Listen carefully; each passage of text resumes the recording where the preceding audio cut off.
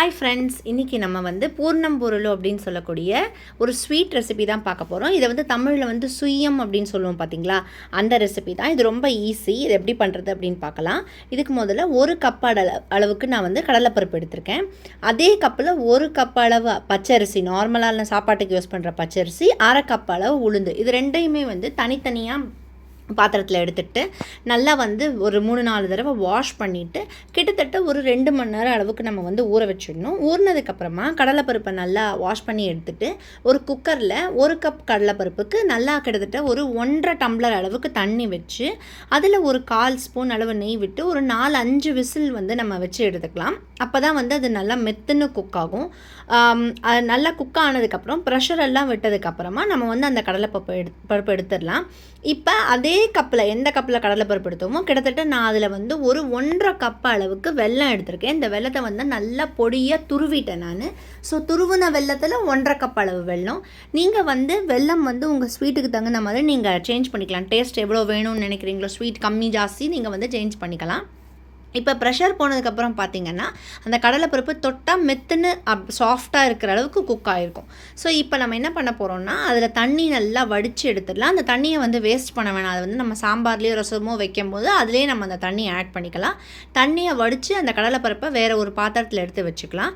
இப்போ அந்த அரிசியும் உளுந்தும் நல்லா வாஷ் பண்ணிவிட்டு அதை நம்ம மிக்சியில் போட்டு நல்லா மையாக பேஸ்ட்டாக நம்ம அரைச்சிக்க போகிறோம். கிட்டத்தட்ட ஒரு இட்லி மாவு தோசை மாவு பதத்துக்கு நல்லா சாஃப்டாக அரைச்சி எடுத்துக்கணும். கன்சிஸ்டன்சி இவ்வளோ தான் இருக்கணும். நிறைய தண்ணி ஊற்றிடக்கூடாது. மாவு ரொம்ப தண்ணியாகவும் இருக்கக்கூடாது, திக்காகவும் இருக்கக்கூடாது. ஜஸ்ட் ஒரு ஃப்ளோயி கன்சிஸ்டன்சியில் இருக்கணும். இப்போ அதே மிக்ஸி ஜாரில் அந்த கடலைப்பருப்பை நம்ம தண்ணி வடித்து எடுத்தோம் பார்த்திங்களா, அதை போட்டு நல்லா இந்த மாதிரி அடித்து எடுத்துக்கலாம். தண்ணி எதுவும் சேர்க்க வேண்டியதில்லை. ஏன்னா நம்ம 2 மணி நேரம் ஊற வச்சுருக்கோம். அதுக்கப்புறம் மிக்சிலையும் 5-6 விசில் வச்சுருக்கிறதுனால தண்ணி பெருசாக தேவைப்படாது. ரொம்ப 1-2 அங்கங்கே இருந்தால் போதும். மற்றபடி நல்லா சாஃப்டாகவே நம்ம மிக்சியில் அடிச்சுக்கலாம். இப்போ அந்த அடிச்சுட்டதை நம்ம ஒரு வாணலியில் கடலைப்பருப்பு போட்டுட்டு வெல்லத்தையும் ரெண்டையுமே போட்டு சிம்மில் வச்சு நம்ம மிக்ஸ் பண்ண ஆரம்பித்தோன்னா அந்த சூட்டுக்கு வெல்லம் கடலைப்பருப்போடு நல்லா மிக்ஸ் ஆகிடும். இதில் நம்ம தண்ணி எதுவும் சேர்க்க வேண்டிய அவசியம் இல்லை. நம்ம நல்லா சிம்மில் வச்சு மிக்ஸ் பண்ணவே வெல்லம் நல்லா உருகி அது கடலைப்பருப்போடு நல்லா மிக்ஸ் ஆகிடும்.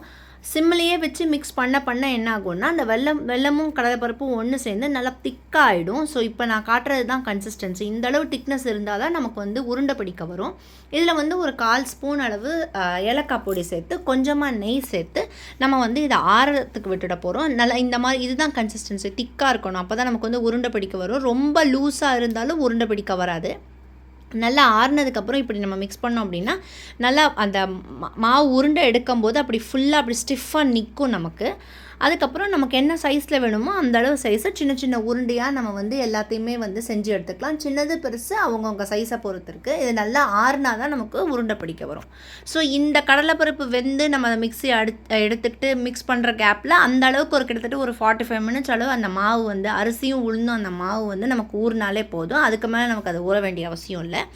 இதில் ஒரு சிட்டிக்கை சோடா உப்பு, ஒரு 1/4 ஸ்பூன் அளவுக்கு நார்மலாக சால்ட், அப்போ தான் அந்த உப்பு சேர்த்தா தான் அந்த டேஸ்ட் வரும் இல்லையா, அந்த உப்பு. அதுக்கப்புறம் ஒரு ஸ்பூன் அளவு சர்க்கரை சேர்த்து நல்லா இந்த மாவு நம்ம பீட் பண்ணி எடுத்துக்க போகிறோம். வடைக்கெல்லாம் மாவு அரைச்சோடனே நம்ம நல்லா பீட் பண்ணி எடுப்போம் பார்த்திங்களா, அந்த வாட்டர் அந்த ஏர் பபிள்ஸ் வெளியில் வரதுக்கு அந்த மாதிரி பீட் பண்ணி எடுத்துக்கிட்டதுக்கப்புறமா ஒரு வாணலியில் நம்ம நார்மலான ஆயில் சேர்த்து அதை சிம்மில் வச்சிடலாம்.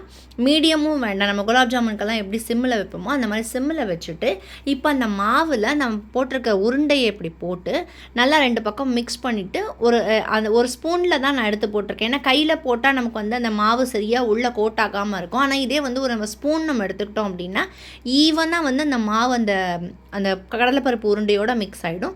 ஈவனாக போட்டு 2 பக்கம் குக் பண்ணி எடுக்கும்போது நமக்கு சூப்பராக டேஸ்டியாக இது ரெடி ஆகிடும். இதில் நடுவில் நெய் விட்டு சாப்பிட்டா அவ்வளோ டேஸ்ட்டாக இருக்கும்.